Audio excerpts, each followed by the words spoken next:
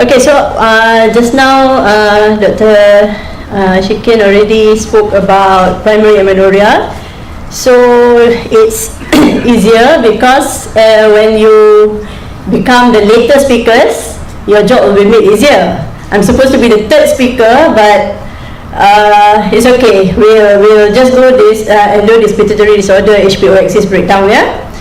Okay, so I'm not going to talk about exotic diseases. Yeah, I forgot to say welcome to Kedah because some of you are not from here. This is the beautiful paddy field that most of us will be blessed with to look at when we come to work every morning, not the stone jungles that you see elsewhere. Yeah. Okay. So as I will introduce the topic, then we'll go on to look at the clinical presentation, investigations, causes, management, and complications. Right, so the pituitary gland hormones, as you know, there is the anterior pituitary and the posterior pituitary, and there are about 6 anterior pituitary hormones which acts on different parts of the body. So what we are concerned with is, for today's topic, we want to know what the FSH and LH does in terms of sex steroids production, yeah? Okay. So why do patients come to our attention? The population of patients coming to ONG and medical will be slightly different. Yeah. Usually the ONG will see the main bulk of amenorrhea. Either it is primary or secondary. Usually when patients come to medical clinics, it will be more of other associated things. For example, they might be short, yeah, and the parents are concerned, or sometimes teachers are concerned, or even kesihatan awam people go to school to look at the children and they'll be chatting the growth chart, and they will note that this child is severely much lower than average, and we will get referrals from them usually, yeah. And the other thing is which people are more aware now is no breast development. I think ONG sees majority of them. We do not see so many of underdeveloped breasts because I suppose our community is not very open at the teenage years to talk about breast development, although mothers will be concerned. Yeah, so usually mothers will seek treatment if they see that their girls are not having proper breast development. So that's good. That's increased awareness in our society. And sometimes they come because of visual disturbances to medical clinic. Yeah, and along the way you detect that they are having amenorrhea or reduced libido or things like that. Yeah. And I suppose the group who are subfertile mainly presents to ONG side. And of course, one of the main reasons people come to medical clinic is when they have galactorrhea associated with the amenorrhea. Yeah? Okay. So these are how some patients can come to our attention. Of course, when the chief complaint is amenorrhea, the first things that needs to be ruled out is pregnancy and menopause. So no matter how innocent a girl looks, please do a urine pregnancy test. Okay? Alright. Okay, so Dr. Nur has gone through this cycle in detail just now. So I will not talk about it, but it's just to show that to regulate the various parts of the menstrual cycle, you need to have this axis intact. So yeah, so in the hypothalamus there's the gonadotropin releasing hormones, which will release, which will make sure that the FSH and LH is adequate to act. The LH will act on the T-cell cells, the FSH will act on the granulosa cells. So there's follicular genesis and there's increased estrogen. Yeah. And this is in early to mid follicular phase, and then later, you see, so in all the phases, it is very important that this pathway is kept intact. So it will make sure that the process is uninterrupted, If a pregnancy occurs, then of course the course will run a different pattern. But if it doesn't, then you expect the menstrual cycle to be regular in a girl. Yeah. Okay, so how do we approach amenorrhea? Because when patients come to us, they wouldn't say, "Oh, I have got hypogonadotropic hypogonadism." I've got a hypergonadotropic hypogonadism. Yeah, so it's up to you to examine and get a good history and send the proper investigations. So we have to see whether these are adolescents or they are adults. Yeah, whether it is primary amenorrhea or secondary amenorrhea. Whether they have some syndromes to suggest that this could be a syndromic type of amenorrhea that we're dealing with. Are they short or are they normal or tall in height? Yeah, and are breast development normal? Because as Dr. Shaffinaz has pointed out just now, the subgroups will depend on what you find. Yeah. Right, so in the history, you want to know about chronic illnesses, autoimmune conditions, because some chronic illnesses will need steroid therapy, for example, like SLE, JRA, bronchial asthma, you know. So the growth might be stunted because of these steroids, and subsequently they will be short and they'll be amenorrheic as well. Yeah. Exercise, whether they excessively exercise, yeah. We have seen 1 or 2 anorexia nervosa cases over here. Whether they have galactorrhea, family history of subfertility, whether there's weight gain or weight loss, yeah, when they notice that their height is not increasing, and whether there's any associated visual disturbances, and the timing of puberty in parents and siblings. So in examination, usually we will have to take the height, the weight and the BMI. If these children are, sometimes when school refer, they have the growth chart with them, you can see whether they cross centile or they are dropping down or they are always lagging behind in the third centile. Yeah. Nutritional status, and then phenotypically, do they appear female? Do they appear male? I think Dr. Muriza and I have seen a girl who ran 100-meter race in her school. At the end of it, the judges disqualified her. She got first place. Disqualified her because she looks male. Okay, so she was referred because the teachers were not happy. Alright, and she was referred, and subsequent workout showed something. Okay, so phenotype is very important. External genitalia, is it ambiguous, is it male, is it female? Yeah. Okay, so clinical appearance, again, are these patients Cushingoid? Do they look like they fit into Turner syndrome category? Are they hypothyroid? And then look for signs of puberty, for example, like pubic and axillary hair, acne, body odor. Yeah. Tanner staging, breast and pubic hair is very important. And visual field and olfaction, if the need arises. Yeah. Okay, so this is a growth chart in girls 2 to 18 years old that we're using in this hospital. And when roughly you want to package them, okay? External genitalia, female, short. What are your possible diagnoses before we go on to other investigations? Yeah.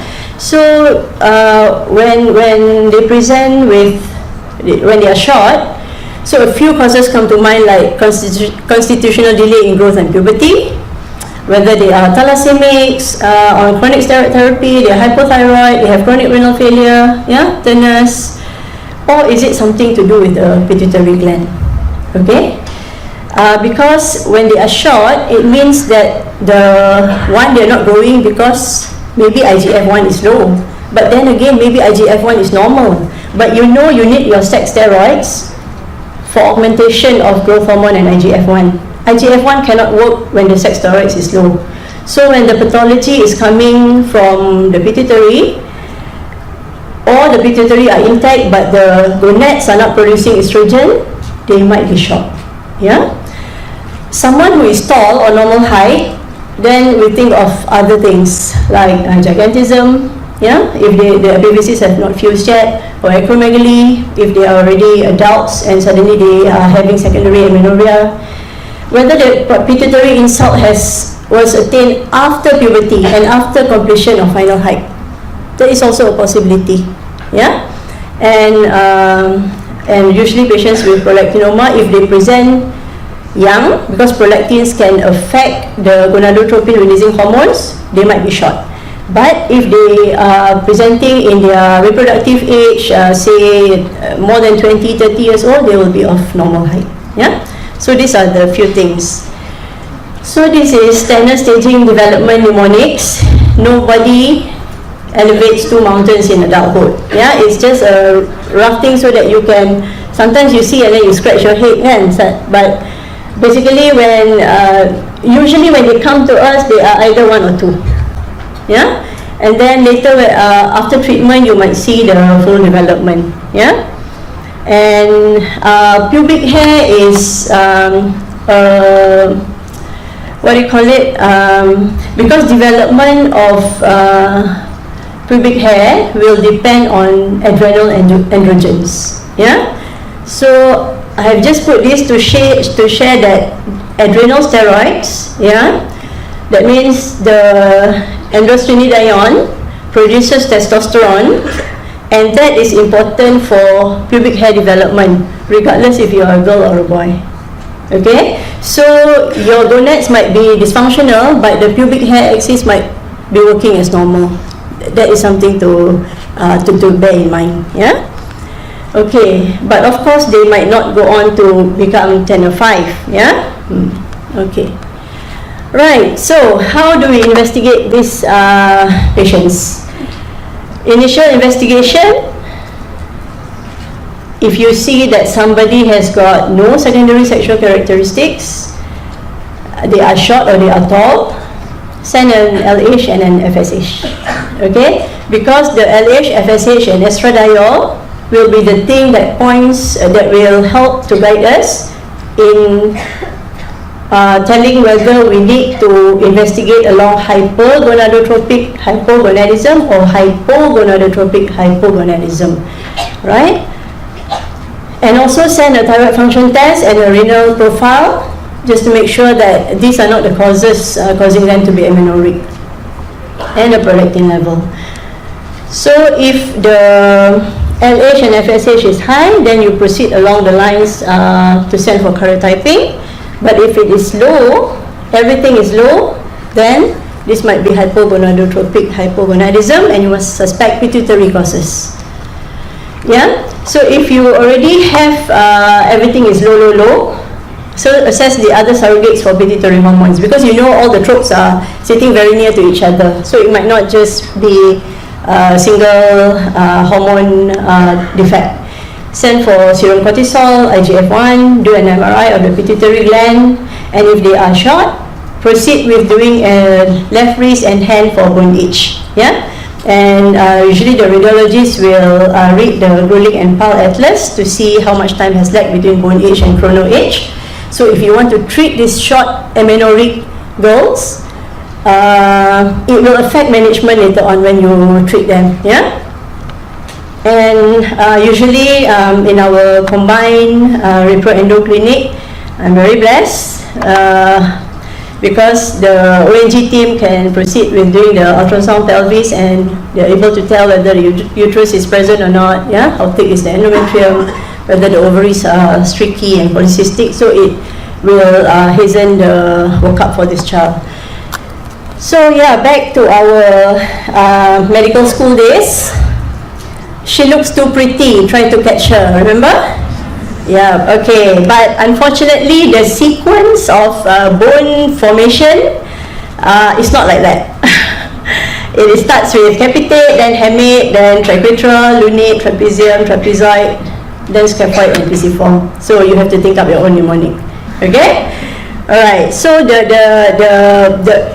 each bone, each individual bone's appearance will tell us what is the bone age of the patient. So a child might be 15 years old, but actually the bone age is only 11 or 10. So such a long lag, yeah. But long lag is good if you want to treat, because the catch-up growth will happen more, rather than you treat a 15-year-old who only has 1 year bone age lag, so you might not see much difference, yeah. Right, so this is the normal pituitary gland. I think you all know the pituitary gland, but I just have to show, because sometimes when you're looking at the MRI, it's not staring at you like the cerebrum and the cerebellum, right? Okay, so you see the clavus bone there, and then you see your pons, and then the pituitary gland is just adjacent to it, and then that is the stalk, yeah, and that's the optic chiasm. Okay, so this is very important, sagittal view and coronal view, because we want to see if it is big, if it is absent, if it's very small, yeah, or CSF is inside it. So these are examples of macroadenoma. It's larger than 1 centimeter, and this is microadenoma. That means it's confined within the sella thoracica, but the throats might not be functional because a tumor what is there, yeah. So this is not craniopharyngioma. It's not a pituitary tumor. It is a paracellular tumor. Yeah, it can happen anywhere in the brain area, but usually if it's near the pituitary gland, then it will encroach into or infiltrate into the pituitary gland, and that causes dysfunction of the pituitary hormones. Yeah. And this is craniopharyngioma is more common in teenage children, and they might present with short stature and amenorrhea. So this is iron overload in thalassemia major. I think our population, I'm sure everyone treats thalassemia patients, yeah. So what happens is in thalassemia, if the transferrin is already saturated, then the non-transferrin bound iron will move into non-hematopoietic cells, yeah. So one of the sites that it like very much is the anterior pituitary, because anterior pituitary also loves iron, yeah. So it goes there and it destroys the pituitary gland, and you can see that this is T1 image. The what do you call it, pituitary gland looks very hypodense, yeah. And you can see that the clavus bone also, because of the iron deposition there, it's not showing up normal as in other MRIs. This is empty sella. You see, this is the pituitary gland. There's nothing inside it, no material at all. You can see the stalk going down to the base, yeah? And that is non-hemorrhagic pituitary ischemia of Sheehan syndrome.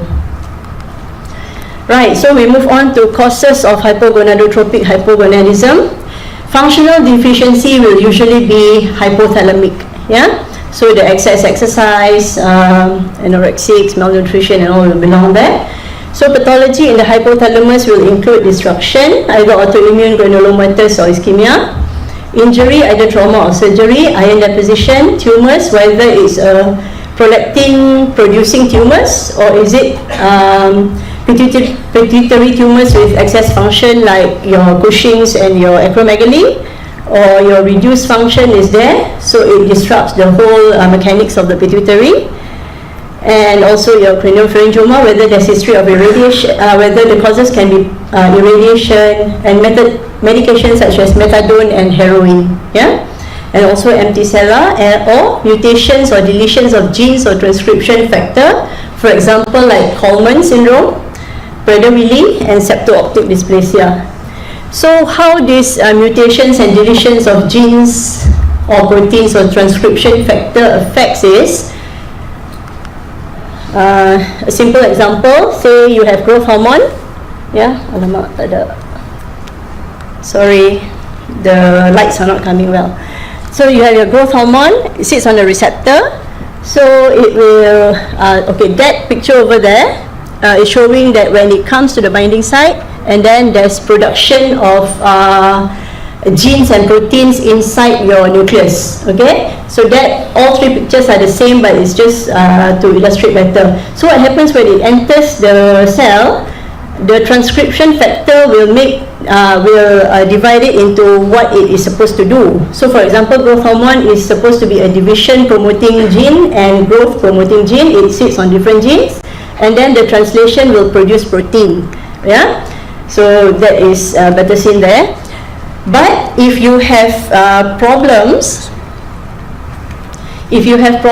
with mutations at the hypothalamic or pituitary level, for example, say your kisspeptin receptor is missing. So gonadotropin releasing hormone doesn't recognize sex steroid receptors. So you need your kisspeptin gene to actually help in the recognition. So if that is mutated, then the patient will go on to have hypogonadotropic hypogonadism. Yeah? Oh, thank you. Right, and some genes like your Prader-Willi critical region chromosome 15 changes will lead to Prader-Willi. Yeah? And in Coleman's, there is also defect in the genes coding for the FGFR1.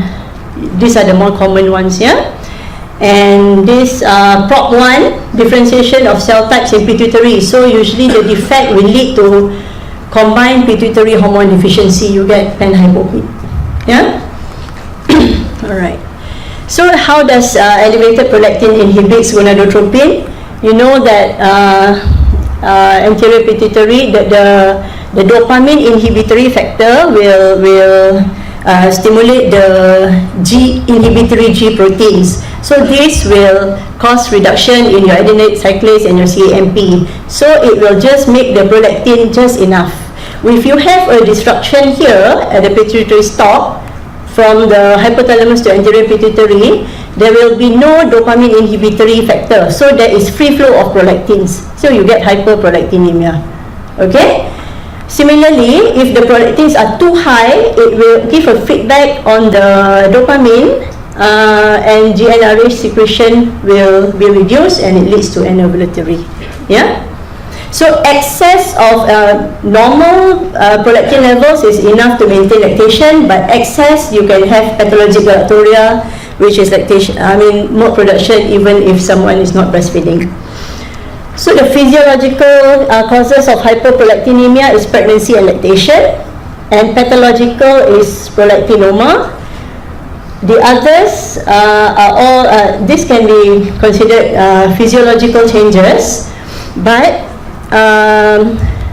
usually the levels are lower than 1000 and doesn't exceed 2000.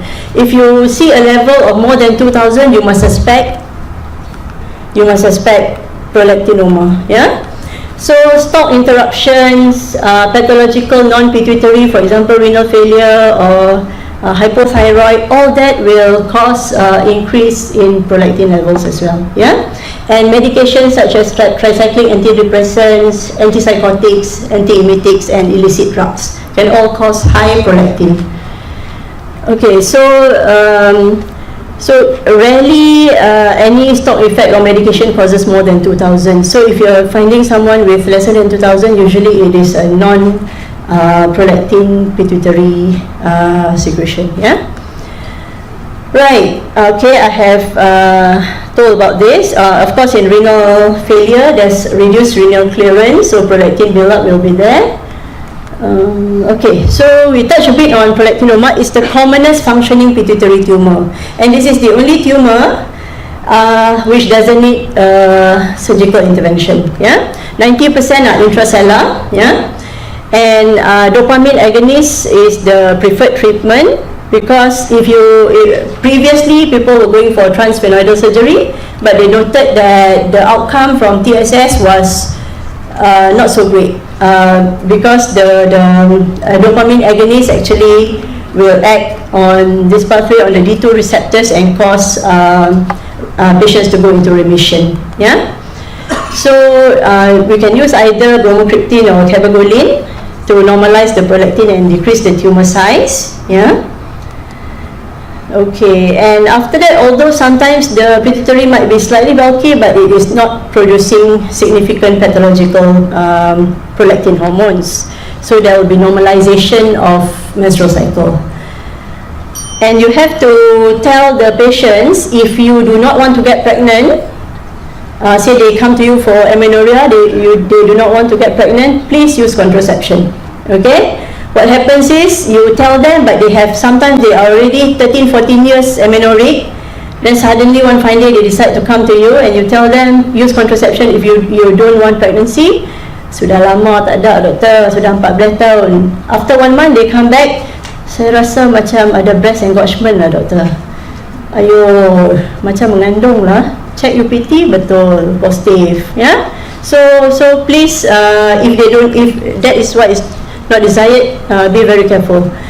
So amenorrhea due to pituitary tumors. In acromegaly, some patients co-secrete prolactin with excess growth hormones, and we don't know further whether the effects on HPG axis or impairment in LH, FSH is due to the tumor mass effect or PCO picture because of the high resistance state. Yeah?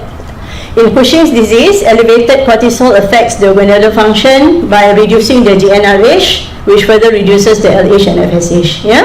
And it has also direct modulation on gametogenesis and steroidogenesis.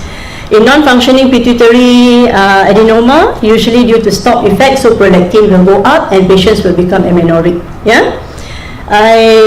In the high dose hook effect, it exists in prolactin, but I'm not going to touch on it because I think Dr. Lee is going to talk about it later in the evening. Yeah?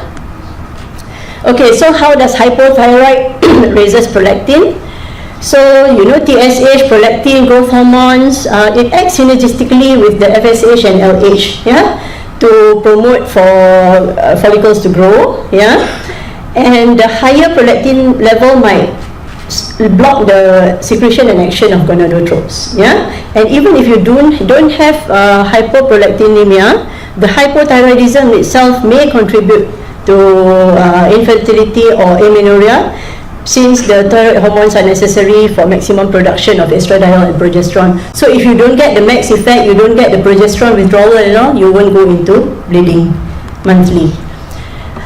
Right, so I have talked about this non-transferrin binding iron entering hematopoietic cells, yeah. So it leads to a decline in the synthesis of LH and FSH because it destroys the tropes in the pituitary. And just now I think Dr. Nur also mentioned about leptin. So in thalassemics, studies show that there's lower circulating leptin levels than the general population, which causes a delayed puberty in these patients. Yeah. So in management, the principles of management when we are dealing with hypogonadotropic hypogonadism is assess the functionality of lesion, how many hormones are involved. Will they need surgical intervention for non-prolactinoma tumors? Correction of the hormonal insufficiency pre-op, restore the hormonal state, induce or restore the menstrual cycle if this is secondary amenorrhea, or if it's primary amenorrhea with delayed sexual characteristic, then we have to discuss with the patient regarding breast development and height. Yeah? Restore fertility if that is what is wanted by the patient, and manage the complications such as osteoporosis.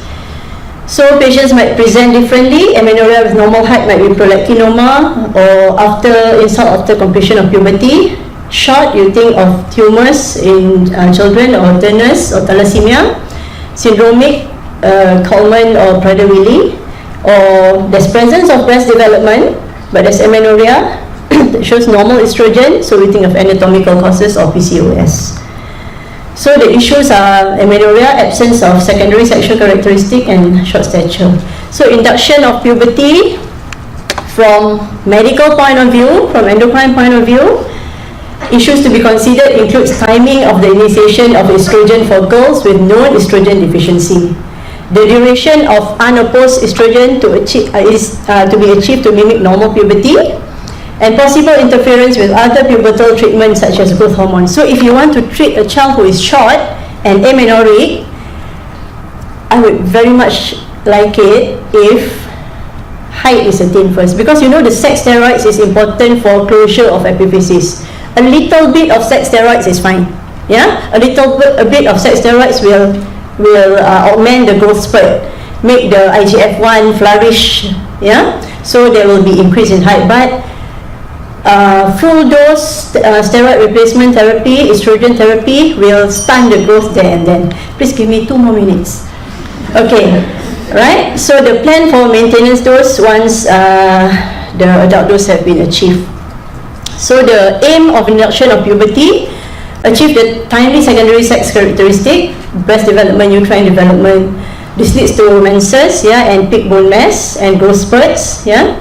And the majority of breast development occurs over 2 years prior to menarche. So in our combined clinic, that is what Dr. Muriza and Dr. Rizwan does.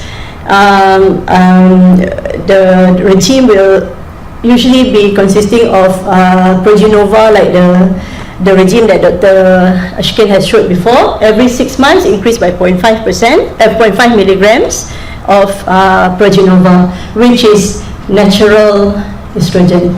The Premarin, which is synthetic, will not cause such a great breast development. Yeah, all right. And after that, the progesterone will be introduced. Yeah. So this is all ONG's territory, what they want to give. So as Dr. Shikin has said, you can either give progesterone and estrogen as HRT, or as an OCP, or is Provera. And you can even time the thing to happen, so that say somebody doesn't want monthly regular bleed, so just administer the progestogen every 2 to 3 months, so at least they have about 4 bleedings a year. Yeah. Short stature, pubertal growth, we know controlled by estrogen in both girls and boys. It's controlled by estrogen, because remember, estrogen has also got a little bit is coming from the adrenal gland as well. So that actually kickstarts the whole cascade in before someone is going into puberty. Yeah, it kickstarts the GnRH cascade. So the end of puberty linear growth is nearly complete as a result of the effects of gonadal steroids. So you want to, if you are treating from medical point of view, if you're treating a child or an adolescent, remember the epiphysis, the growth plate, the metaphysis and diaphysis. So the high estrogen will close this very fast. Then there's no room for growth anymore. And medication is not cheap, yeah. So if you want to treat in a proper way. So this is one of our patients. I got her permission to show. This is a father and this is her. So kalau you calculate with parental height, she is far below, yeah. Because I don't think the mother is that short as well, right? The mother is not lah. Okay. All right. So she is actually a 15-year-old girl, and she's only about 130 centimeters, 120 something. Yeah. So if you want to increase height, you need to start the growth hormone first and assess the discrepancy between bone age and chrono age, calculate the mid-parental height, and then discuss with them regarding side effects. And if a patient says, "Doctor, I don't want to be taller," everyone says, "I am cute." So don't go, so if that is what they wish, document it, yeah, and you can start your estrogen therapy. But if they say they want to grow taller, like one of our thalassaemic patients, NREC, pituitary deposition, she was the shortest in class. 2 years later, she told me, "Doktor, boleh stop ke? Bagi saya datang period pula lah." Why? Saya sekarang paling tinggi dalam kelas. Okay, so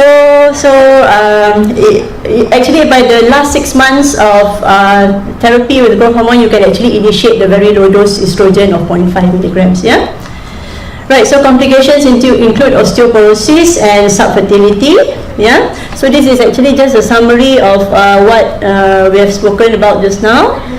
In someone with primary amenorrhea, secondary sexual characteristic is not present, measure the LH and FSH. If it is low, it is hypogonadotropic hypogonadism, so don't bother sending karyotype for them. Proceed with the MRI pituitary and the subsequent pituitary hormone test. Yeah. Right, so in patients with primary amenorrhea and absent secondary sexual characteristic or secondary amenorrhea, low FSH and LH and estradiol will point towards the pituitary cause. Yeah, and the pituitary causes of amenorrhea is due to inhibition of gonadotropin releasing hormone function from either increased prolactin due to the various reasons, or it's because of the reduced LH and FSH due to pathology in the pituitary gland or from the hypothalamus. Yeah. An association of growth hormone IGF-1, prolactin and thyroid stimulatory hormone on LH and FSH affects the stature besides development of secondary sexual characteristic and regulation of menses. So although patient presents with amenorrhea, you have to look at the whole, whether height is involved and breast development is there or not. And management and aim of treatment is dependent on age and the concerns of individual. Restore the menstrual cycles for fertility and prevention of osteoporosis, induce puberty if it is not there yet, and to reach final adult height where feasible. So with that, I thank you very much for your kind attention.